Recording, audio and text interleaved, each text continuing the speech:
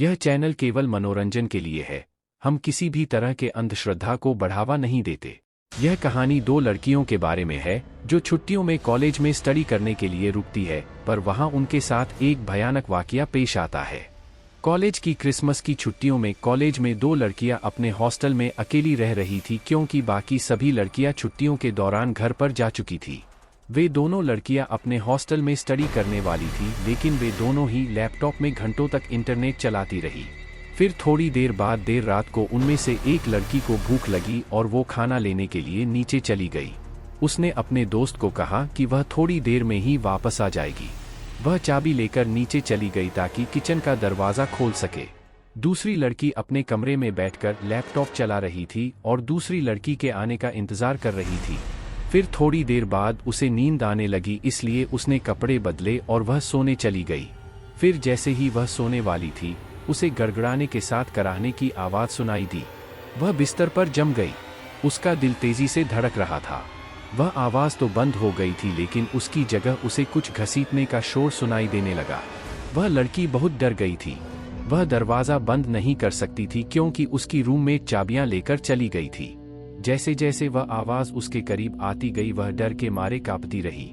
वह डर के मारे सुनती है कि जैसे जैसे घसीटने की आवाज़ उसके करीब आती गई, लेकिन फिर वह आवाज़ अचानक से दरवाजे के ठीक बाहर बंद हो गई।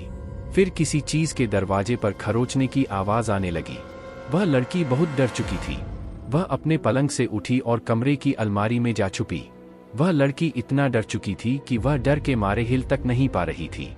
दरवाजे के बाहर उसे खरोंचने की आवाज़ लगातार सुनाई देती रही, पर किसी तरह उसे अलमारी में नींद आ गई। जब सुबह हुई तो वह धीरे धीरे अलमारी से बाहर निकली। अब खरोंचने की आवाज़ बंद हो चुकी थी, लेकिन वह अभी भी दरवाज़ा खोलने से डर रही थी। उसने अपनी खिड़की से बाहर देखा तो नीचे एक डाकिया गुजर रहा था, तो उसने उसे मदद के लिए आवाज़ लगाई।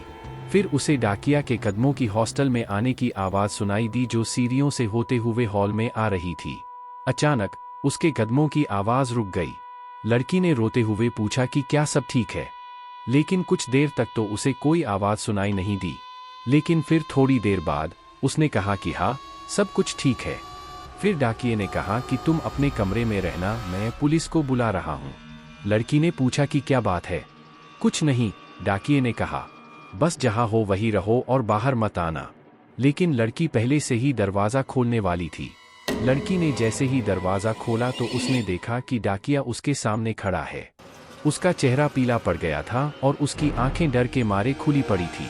जब उसने नीचे देखा तो वह डर के मारे जोर से चिल्लाने लगी। उसने नीचे देखा कि उसकी रूममेट का शरीर नीचे फर्श पर खून से लथपथ पड़ा था और सब जगह उसका खून ही खून था। उसके सिर में किसी ने एक कुल्हाड़ी घोंप रखी थी और मदद मांगने के कारण उसके नाखून दरवाजे पर घिस गए थे और उनमें से खून निकल रहा था। अगर आपको कहानी थोड़ी सी भी पसंद आई हो तो लाइक करें, कमेंट करें और चैनल को सब्सक्राइब करना ना भूलें।